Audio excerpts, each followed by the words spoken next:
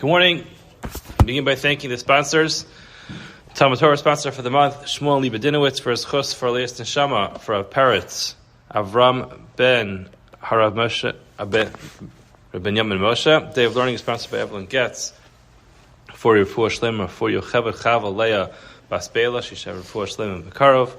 And Daf Yomi is sponsored today by Philip and Judy Stanfield from Los Angeles. Wow! In honor of the shloshim of Judy's mother, Fega Bas Shmuel, and Jacob and Julie Blumenfeld, in commemoration of the yahrzeit of Jacob's grandfather, Yitzchak Isaac ben Shmuel, on the 23rd of Tammuz. The Neshama should have an Aliyah, and the family's in a Chama. Okay, we begin a brand new parak. A brand new parak today, Masechet Kesuvos. We are up to the second parak, which begins at the bottom of Daf Tes Vav on the Beis. We're going to pick up from the Mishnah, and today's Daf is Daf Tes Zayin 16 in Kesuvos. The Mishnah begins, Ha'isha shenes armala shenes garsha, a woman who became widowed, or she got divorced, and now she wants to collect her ksuba. So he omeres besula nisasani. When I got married, I was a besula, and therefore my ksuba should be 200. But who omer loki ella almana nisasicha. When I married you, you were an almana. You were already widowed. So obviously, as Rashi points out, there is no physical ksuba in this case. Rashi says it got lost. We'll see that it's possible that we're talking about a case where there was no ksuba even to begin with, but the bottom line is, there is no physical ksuba in this case where she could actually show what the ksuba says in it, and she's just claiming what she was at the time that she got married. So the Mishnah writes, if there are edim that testify that when she got married, she went out behinuma. At this point, we don't know exactly what behinuma means. The Gemara is going to address what behinuma means later on. It was either that she had some type of hat, or there was some type of decorations at the time that she got married, which were there they were there to indicate that she was indeed a besula at the time that she was getting married. So if there are edim who can testify what happened at the wedding, then ksubasa masayin. Rabbi Yochanan ben Broka says, Af chiluk kloyos raya. As well, even if there are edim who can testify that when she got married, they distributed to people or to the children kloyos. Kloyos are the modern day. Nowadays we call them candies, but then they were roasted kernels. So it happens to be throughout the Gemara. We always find whenever we want to talk about giving treats to kids, it's roasted kernels. So basically, they would take kernels, and kernels are naturally a little bit more moist, and they would roast them, and they would get sweet when they would roast them. Basically, it was their granola bar. So, Umoda Rabbi Yeshua, now here we have something very interesting, Umoda Rabbi Yeshua. The term Umoda means that he admits, or that he concedes. The problem is, we don't yet see anything in this Mishnah where there was an argument. We don't find that there was anything that was said, first of all, by somebody that would need to have an admission. But clearly this is referring to the previous machlokas that we've been talking about in the previous Amudim up until now, where Rabbi Yeshua and Rabbi Gamliel and Rabbi Lazar had a disagreement about the ne'emanos, about whether or not this woman is believed about her status when she got married. So we're going to see later in the Gemara what this is talking about.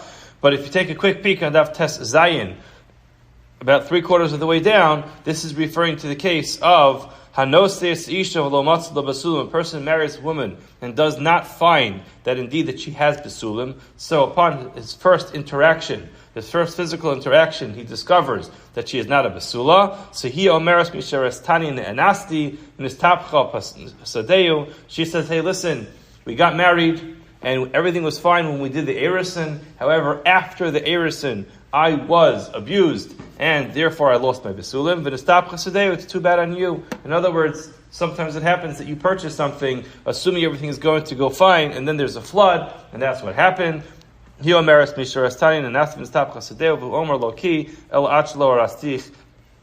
must have happened before we did erison. So we'll get to this soon, but this is the case that Rabbi Yeshua is addressing, and Rabbi Yeshua is saying, even though I disagreed with you in that case, in this case, the following case that I'm going to mention, a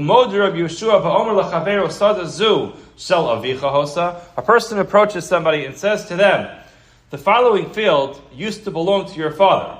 However, I purchased it from your father. Shehu Naaman, he is believed. Why Shahapesh Aser Hu Apesh Shehitir? He walks over to somebody and openly admits that a piece of real estate, a piece of property, used to belong to that person's father.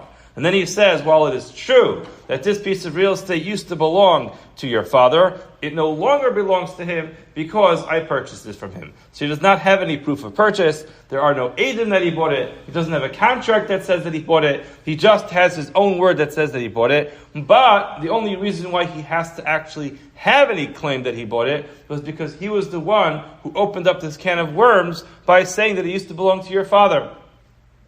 So says Rabbi Yeshua, in that case, we're going to believe him. Why? Because hapesha aser hu hapesha hitter. The mouth that made this field aser. So we're not really talking about isser and heter in the context of something being prohibited. We're talking about the mouth that even opened up their area for doubt. In this case, is the mouth that ultimately put the doubt to rest by saying it belongs to me. Now, it happens to be, there is a machlokes between Rashi and Tosfos over here, whether or not this is specifically talking about a case where he was the one who began the conversation. In other words, according to Rashi, it seems like the individual, the son of the original owner, did not approach this person at all. In other words, he didn't come to him and claim, hey, this field that you're living in is mine.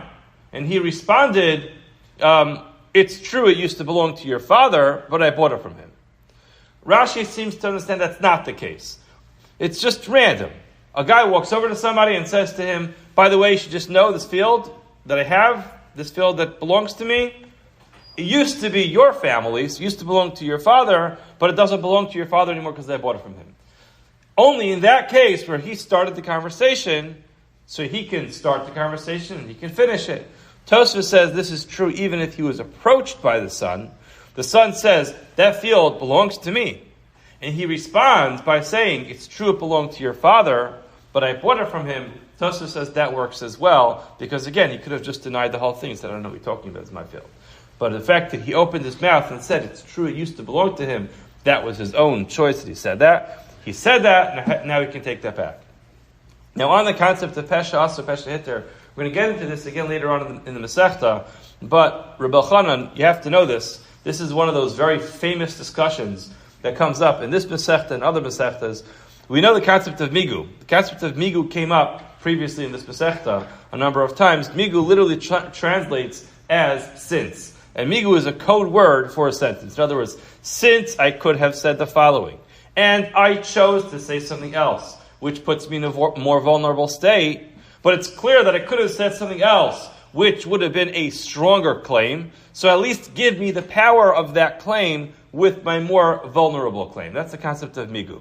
Reb Elchanan, and this really traces back to Rashi and Tosfos, who says, the idea of Pesha Aser, Pesha Hitter, does that work with the same mechanics as Migu?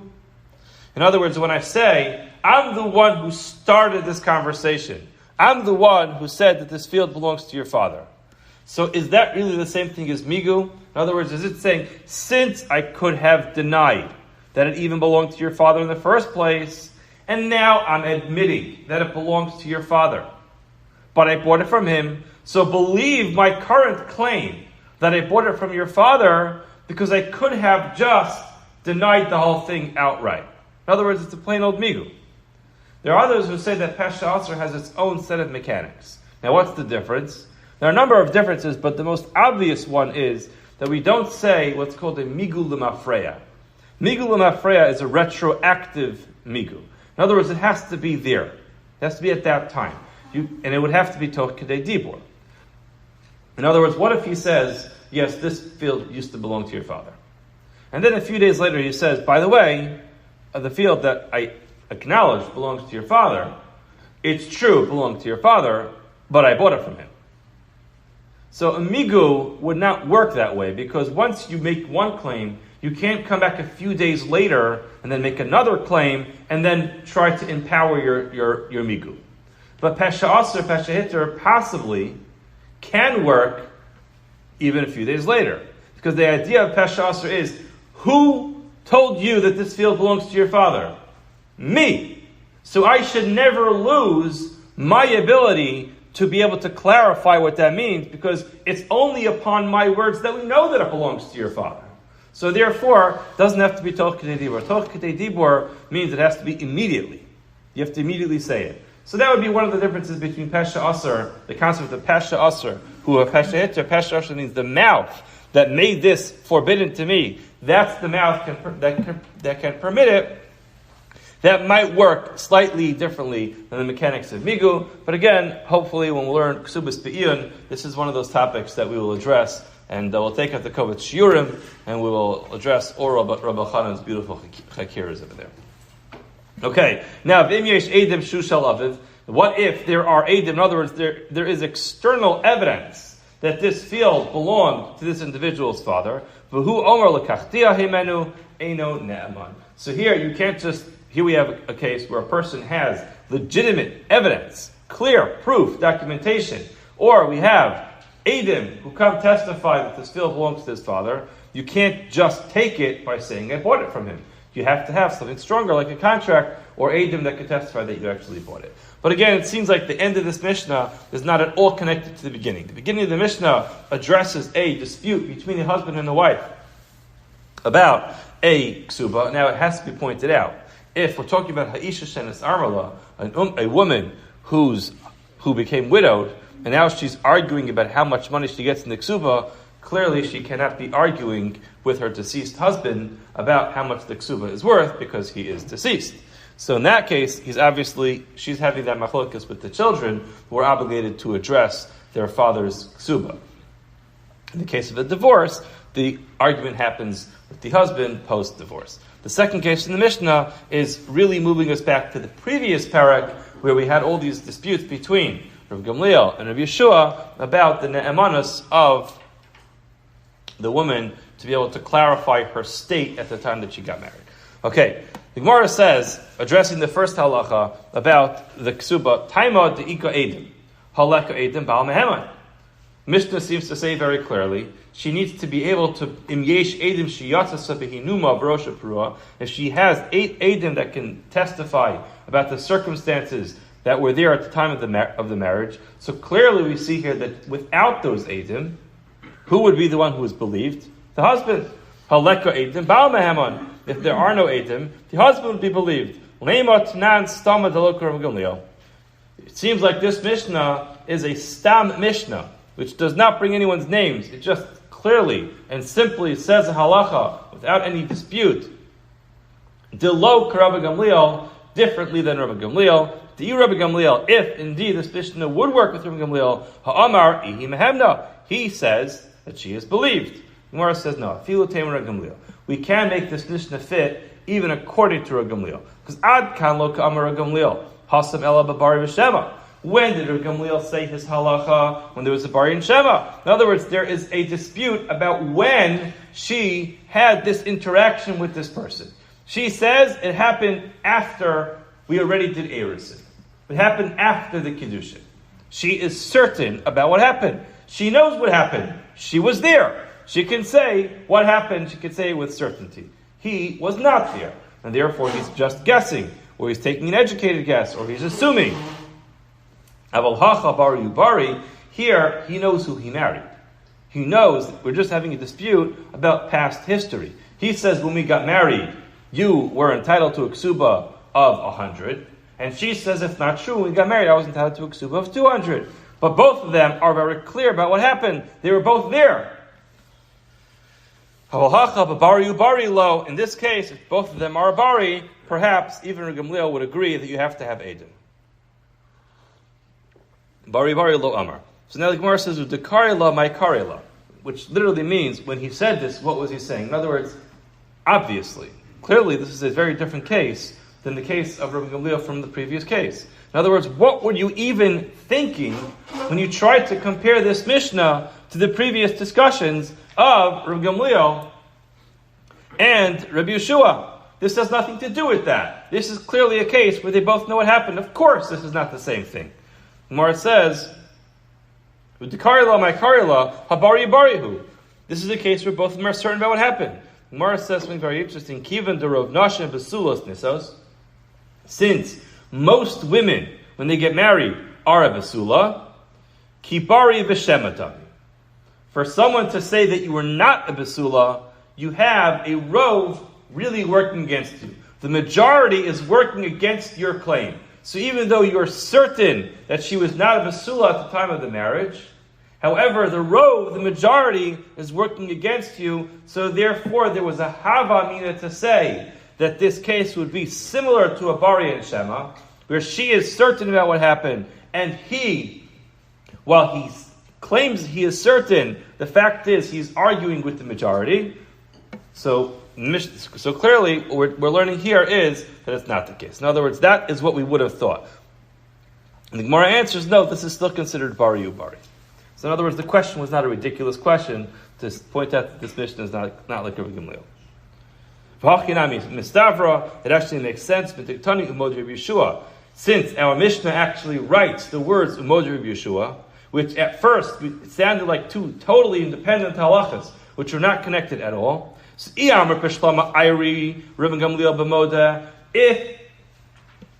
you're going to say that the first half of the Mishnah is a case where Rabbi Gamliel is conceding and saying, I agree that she's not believed, and therefore she has to bring Eidim Shapir, it makes sense why you would end the Mishnah with saying the first half of the Mishnah is Rabbi Gamliel conceding, the second half of the Mishnah is Rabbi Yeshua conceding.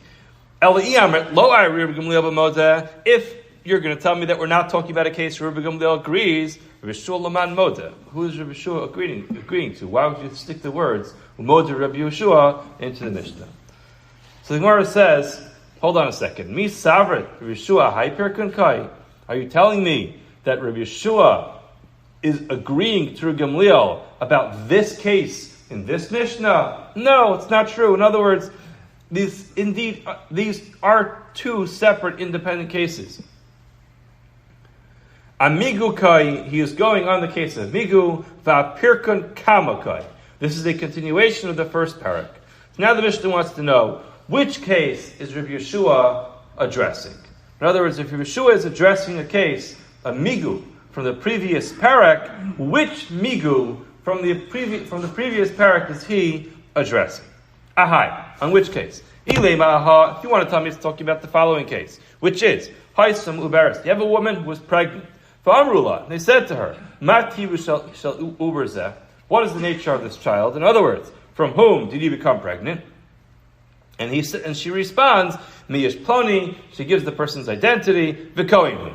I shouldn't have said his identity, because it's not so clear that she actually has to give his real identity, but she says it's from the following person, and he is a Kohen, and a Kohen doesn't necessarily mean that he's a Kohen, but that he's a kosher. So Rabbi Gamliel, Rabbi Lezer Omrim, Rabbi Gamliel, Rabbi Lezer say, Ne'emenes, she is believed just by virtue of the fact that she tells us who the person is. Rishua Omer, Rishua says, Lo mi pia anuchayin, we cannot live just based off of her word, and therefore she's not believed. So the Gemara says, hold on a second, Hasam, my miguika. What migu does she have? In other words, remember, migu always means, I chose a claim which puts me in a more vulnerable state. And I could have just as easily chosen a claim which would have given me much more power. So at least believe what I'm saying. So my miguika, what could she have said? Since she could have said what? Hare kresa ben now. She's pregnant. What's she going to claim? I didn't have any interaction with anybody? Well, listen up. You're pregnant. So how did this happen? She has to explain that. In other words, the pregnancy is eidos in it of itself, that she had some type of physical interaction with somebody. So therefore she has to at least concede that she was intimate with somebody. So therefore she loses her claim of migu. So therefore you can't be addressing that case.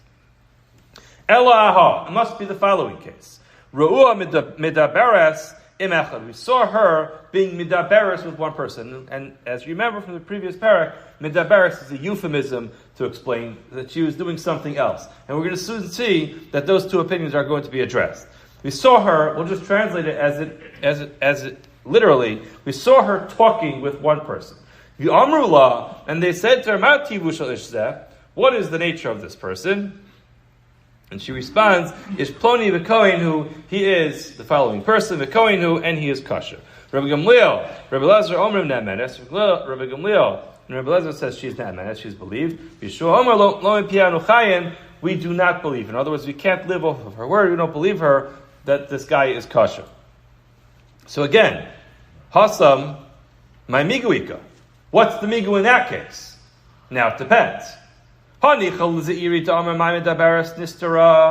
This makes sense according to Ze'iri, who says Midabaris is just simply explaining that she secluded herself with this person. So miguti by Amra lo nevalti. She could have said, listen, we were hanging out together, we were playing board games together, but that's it. We were hanging out, but that's all we did. We didn't have any physical interaction.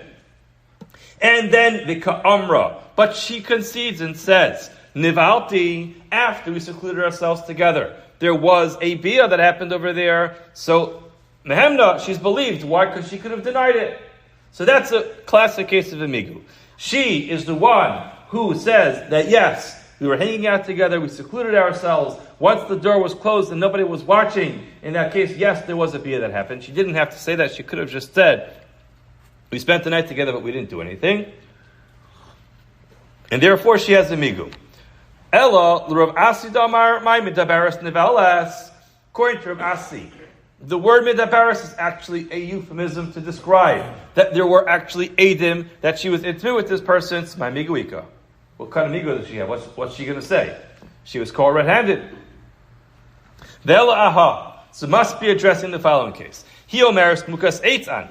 She says, in other words, he discovers that she's not a basula on the night of the marriage, and he omeres mukas eitzani. She says the reason why there's no basulim is because of some type of mechanical reason. It has nothing to do with any intimate interaction. But who omer lo kiel jusas ishat? He says, no, I don't believe you. I think this is something which was done by a human being. So Gamliel, Rabbi Elazar Omrim, Ne'emenes, she is actually believed. Bishua Omelo Pion Chayin. Again, in that case, Hasa my miguika.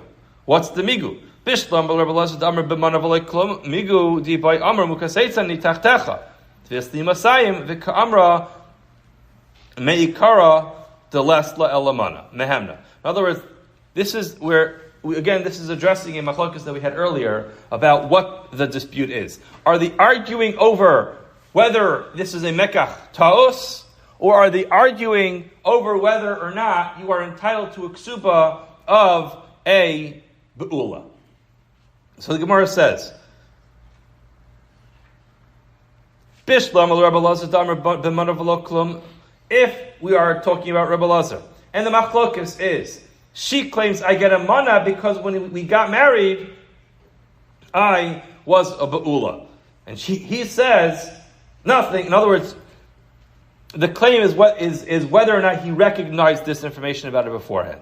He says, I knew nothing of this, and the whole thing is a mekach tais. She says, you did know this. So migu dibai amar mukas eitzani tachtecha. Since she could have said that what happened to me was I became a mukas eitz tachtecha, the is la masayim, she would still get masayim. In other words, she could have made that claim and still gotten 200. Vika amra, and she conceded and said, meikara delesla elaman. In other words, she said it happened beforehand, which now makes her vulnerable, and she loses a whole mana.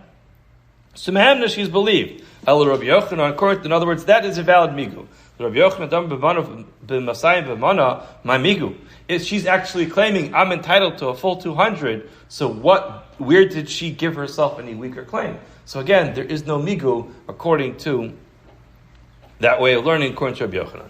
So we're still stuck that we can't find a case yet in the previous Masechta where she has a valid migu that Rabbi Yehoshua is saying, in that migu, I don't agree with you.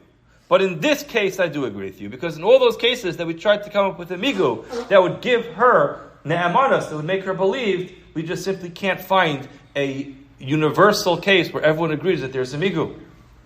So Gemara says, Ella aha, must be this case. Hanose is Isha, a person marries a woman. V'lo matzala basulim, and in the night of the marriage she does not find that she has basulim. He omeres mishuras tani ne'anasti. She says, you know what, it's true I don't have basulim. And you know why? Because 12 months ago we did erison. Between that incident and today, 12 months passed. And during that time, unfortunately, I was ne'anas I was forced into this relationship, and the interaction that I had caused me to lose my besulim. I'm going to stop chasadeu, and I'm sorry, listen, it happened after we did erison, and sometimes things happen to your property that are unforeseen, just like you can buy a very good, healthy piece of property, and it can get flooded. Listen, we got married. At that time, I was a besula, but unfortunately, between then and now, I became a beula against my will. V'hu Omer, and he responds to her and says, Loki, this is not true, Ela Achelo Rastich, this must have happened before Erison. In other words, he says, I don't believe you that this happened within the last 12 months. I think that you are being dishonest, and therefore when we did Erison, you claimed you were a Besula, but indeed you were not. So Rabbi Gamliel, Rabbi Lazar Omer Ne'emenes, Rabbi Gamliel, Rabbi Lazar says, we take her at her word, Yeshua Omer Lo Mepia Unuchayin, we cannot just believe her just by virtue of the fact that she says it. Now, Demigu, in that case, Demigu di boy amra mukas eitz, ani tachtecha.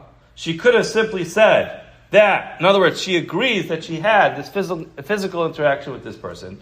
She could have said, listen, it happened tachtecha, after erison, but it wasn't an actual physical bia. It was something mechanical. Deloka pasla nafsh mikuna. Why? What's the advantage of that claim? The advantage of that claim is she can still go out and marry a Kohen. In other words, that claim still allows her to marry a Kohen. The Ka'amra, nevertheless, she says, Ne'enasti, Tika Pasla Nafshemikuhuna. She there, by virtue of her claim, she can no longer marry a Kohen. In other words, she claimed a weaker claim, and she could have claimed a stronger claim that it was a Mukas Eitz. So in that case, Gamliel, and Rabbi Lazar says she is believed because she chose a weaker claim. So Mishum Hachi K'amar, Rabbi Gamliel de Mehemna.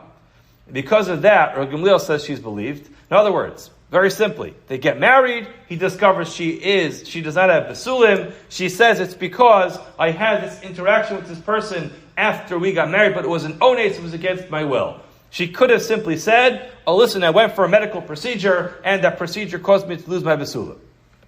Okay? Now, if she would have used that claim, then she would have still been permitted to marry Kohen. She chooses to use a claim that she had a physical interaction with a person, which now causes her to lose her ability to marry a Kohen. So says Rabbi Gamliel, because she chose a weaker claim, let's actually believe her, because if she was lying, she would have lied in the best possible fashion. The Ka'amar Rabbi Yeshua, Rabbi Yeshua says to Rabbi Gamliel, "B'hai migu dahacha modina lach." With this migu in this case, I agree with you. Bahu migu dahasam paligna iluveich. In other words, in the migu of our Mishnah, which is, I say to you that this field belonged to your father, but I bought it from him. In this case, migu, since I could have completely denied that it ever belonged to your father, believe me that I bought it from your father. In that case, says Rabbi Yeshua, I'm going to agree with you. But in your migu of the case of the marriage, in that case, I don't agree with you. Now, this is a very interesting discussion over here because we're crossing over from Eben Ezra to Choshen Mishpah. And it is not necessarily clear that everything works the same when it comes to marriage. But again, here also, remember, when it comes to the ksuba, we're talking about how much money he owes. Okay, so the Gemara says, Mechti, let's analyze this. Hai migu, v'hai migu. In both cases, there is a migu.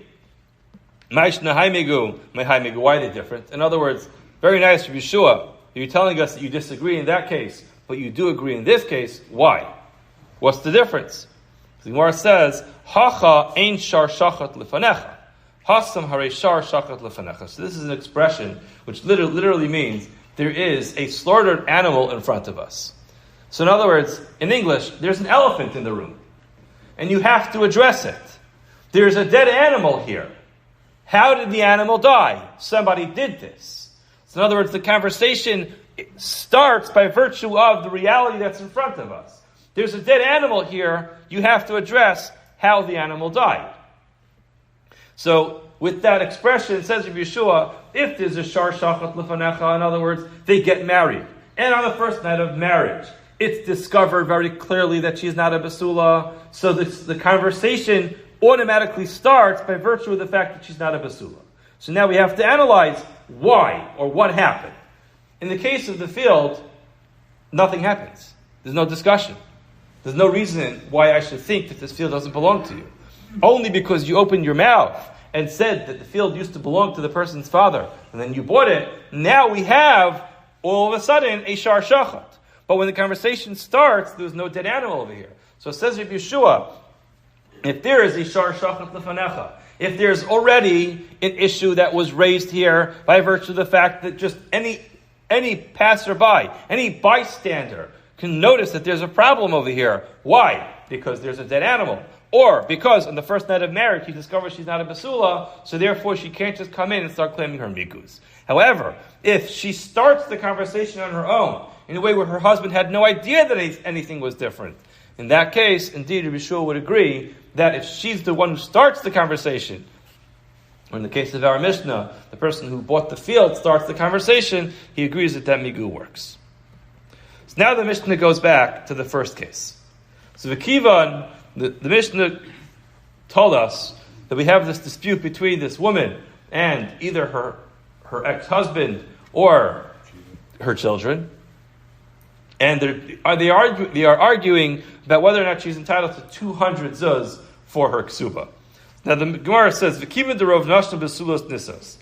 Since the majority of women, when they get married, are a basula, kilo asu eidim ayhavi. What happens if no eidim comes? Why is that such a big deal? Amaravina mishum diikalamema rov nashna basulos nisas. It's true that the majority of women get married when they are basula. However, umiyat almanos, there is still a minority of cases of women who get married on their second marriage. There's also another piece of information over here, which is that when people marry a basula, word gets out. V'zu, in this case, hayol ve'ein lakol, since word did not get out that she was a basula when they got married, isra le'ruba. The rov nashim, basulos nisas has a problem. Why? Because if it was indeed the case, we should know about it.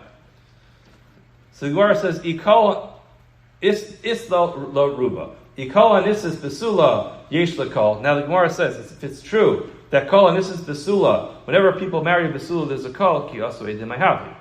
So the Gemara says, hold on a second. If it's really true that the word gets out when a basula gets married, so now in this case, obviously the word did not get out. So if word did not get out, that means that she probably was not a basula. So the Gemara says, "Kiyasu edim mehavi, hanach tzadi shakunin." Let's assume that they're lying, because again, if you're telling me a principle that when a guy marries a woman and she is a basula, people know about it, so then people should know about it. If nobody knows about it, so then why are we believing these edim? The Gemara says, "El Amar Rabina, rov hanisis basula yesh lakol." Let's clarify this. Doesn't mean every single case. Rov hanisis basula yesh lakol. V'zu hayol ve'ein lakol isla la ruba. Gemara is basically saying there's no ironclad rule of what happens. Most cases, again, this is a type of rov. It's an interesting rov. We don't have enough time to get into this. But if you look at the bottom Tosas on Daf Tezayin Amar Aleph, Tosas says, "Kivin derov nashna basulas nisas kilek edem mahavi." Tosas really says the Rav Parach to Islay Halchem b'Maman Achar Rov. He's really opening up a whole discussion as to whether or not we go, when it comes to monetary disputes, we use the concept of Rov. But what many point out over here is that this is a very different type of Rov, because most Rovs depend on what most people do. This is a Rov, which is a Rov which describes the reality in most cases. In other words, this is a statistical rov. We have a rov over here in statistics. So again, statistically, most chasanas, most weddings that happen between a basula and her chassan. And there's also a rov that when a kala gets married and she's a basula, people know about it. It doesn't mean that if edim come and say otherwise, that they are lying. The Gemara continues, "Im yesh edim sheyatsa b'hinuma." It's our edim that testify that at the time that she got married, she did something which indicates that she was a basula. So the Gemara says, "V'lechesh dilma mafka edim b'hai beidina v'gavi." We're talking about a case clearly where there's no ksuba. So now, if we are believing these Eidim, in other words, if these Eidim who say that when she got married, she had hinuma rosha pruo, we'll get to that later exactly what this means. But the circumstances around the marriage indicated that she was a Basula, and that's enough for her to claim 200 zuz on her ksuba. So now, why aren't we worried that she will take these two Eidim with her to Beis Din, and then she will go to another Beis Din with her ksuba and collect twice? Because if we're just simply believing her without a ksuba, she can collect twice. Amra Bavo, Zos Omeres, this must mean, in other words, the fact that we're believing these Eidim must indicate Kos and Shover, that we write a receipt. In other words, there is a big dispute throughout all of Shas whether or not a Beis Din writes somebody a receipt. Why would you not write someone a receipt? It seems like a very safe thing to do. The reason is because it puts the person who has the receipt in a vulnerable place if he loses it. Remember, we're not talking about a reality where you can just upload the receipt to your iCloud. You can't just put it in your electronic files and have it stored somewhere. We're talking about somebody who has a piece of parchment, handwritten by the Beis Din, that says that you paid off your ksuba. Now, what's he going to do with it? He's going to put it somewhere in his storage. And what happens if the mice get a hold of it? What happens if it just simply gets misplaced? If we always write a receipt, then if he goes to Beis Din again, they'll say to him, "Sir, where's your receipt?" And he says, "I lost it." They'll say, "Oh, come on, right?" That's what they all say, right? Simply, he goes in and says, "The mice ate it." It's just as good as saying, "My dog ate my homework." Right? In other words, if we always have this idea that you have to have the receipt, and if you don't have the receipt, you're going to have to pay again, it puts him in a very vulnerable place. So therefore, we have a dispute whether or not it is the right thing to write a receipt in the first place. So this obviously indicates that we write a receipt to protect you from having to pay twice. Rav Papa Omar, Rav Papa says, no, we're not talking about, this does not indicate that there's a receipt written. In other words, we have no indication from here that a Beis Din writes a receipt. Rav Papa Amar, Rav Papa says, we're talking about a place where they don't write a ksuba. Now, obviously, as Rashi points out, they are arguing about the value of the ksuba. So there is a ksuba. We're not talking about there not being a ksuba. We're talking about there not being a physically written ksuba. In other words, we're talking about a place where it was so obvious that the takanas Beis Din, that a woman has a ksuba is in place, and therefore it's not even necessary to write the ksuba, and we're just not worried about this reality. If you look at Rashi, at the end of the Rashi, Rav Papa Amar, he says, Ela somchin al t'nai Beis Din shetiknu l'besula masayim ula amana mana. We rely on the takana of Beis Din that they established that a besula always gets a mana, and a besula gets 200 and a beula gets 100. They just weren't worried about people doing this. They just didn't write a ksuba.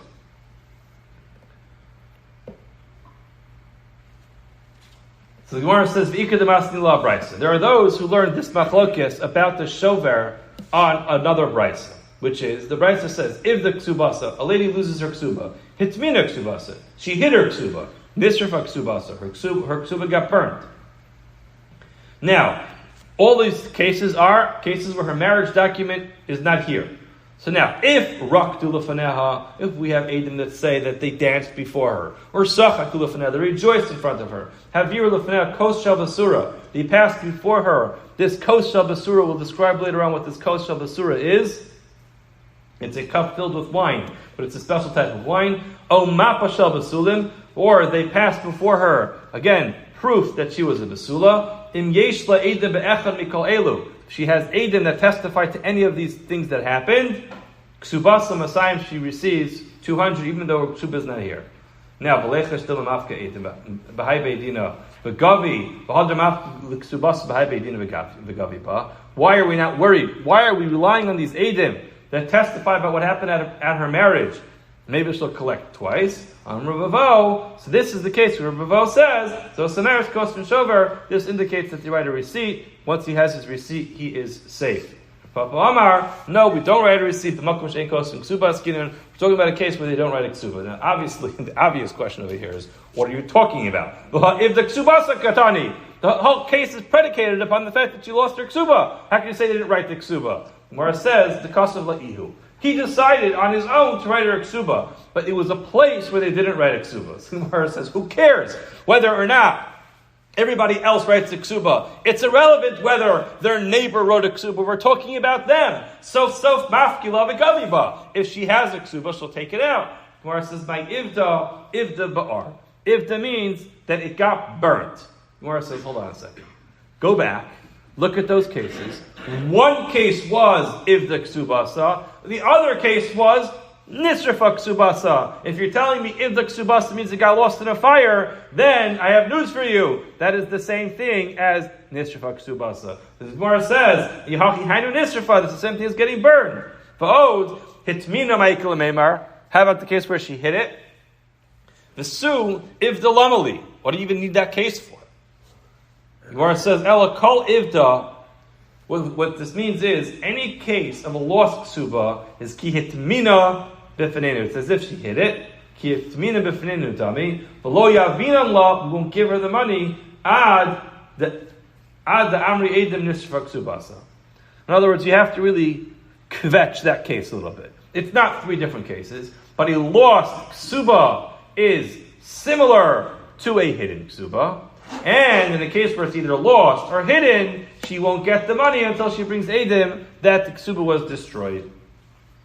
So no matter the masni law brisa, those who learn this dispute about the shover on the brisa kol shekena masnisin, there's not much of a difference between the brisa and our mishnah where the ksuba is not here. Man the masni law masnisin, however, the one who had this machlokes about the mishnah, aval brisa loy, they're not going to have this dispute about the brisa. Why ki kushya? Because of the kash. In other words, as we're going to, the Rashi basically points out, we don't want to. The one who learned this machlokes of shover on the Mishnah doesn't want to get involved in the case of the brisa because that forces you to rely on shinuye dechiki. You have to really, as we said, you have to kvetch the brisa to fit. You have to say what it meant was if she loses it, it's as if she hit it, and once she hides it, she doesn't get it until she brings edim that it was burnt. That's not what it says. It's really just in the literal translation, that's not what it says. So therefore, it's not a given that everyone's going to agree that the machlokes about the shover applies to both cases. The Gemara continues, Im yesh edim, if there are edim that testify that when she got married, the circumstances indicated she was a besula. So now the Gemara asks a similar question. Leichash, Dilma mafke edehi numa, should be blessed. What we should be worried that she'll find edim about the hinuma. Again, the hinuma are the decorations at the wedding or the hat that she wore to the wedding. So now, how many people come to a wedding? I don't know, but more than two. So she could definitely have more than one set of edim that she can approach. So now she could take out her wedding list and say, let me find two people who were there. And she takes them to Beis Din. She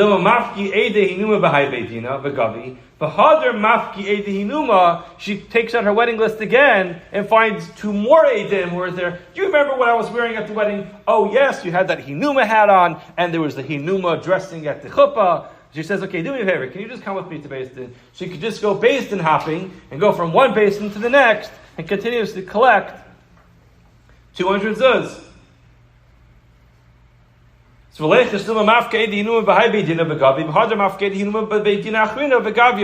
Gemara says the Gemara, you're right. In a case where we really have no choice, and it's going to lead to such a problem like this, indeed, he would get a receipt, and in such a case, everyone agrees that he's better off having a receipt that he has to guard than having to pay up every time she finds a new Beis Din that opens up in another corner of the city. The Gemara continues, Haviru lefeneh kosha basura. One of the cases that we had before that indicates that she was a basula was they passed before her a kosha basura. The Gemara says, by kosha basura, what is this? They passed before her a cup of wine. What type of wine is it? It's wine of truma. Why did they do this? The Gemara says, Kolomar. It means to say, Ru'uya haisazu lechal betruma. she would be permissible to marry a Kohen and eat Truma. So masculine or Papa, hold on a second. Why does that indicate that she is a Besula? Atu Almana Milo Achli Truma. If a Kohen, a regular Kohen, not a Kohen Gadol, is allowed to marry an Almana. And if he marries an Almana, she's allowed to eat Truma. So how does the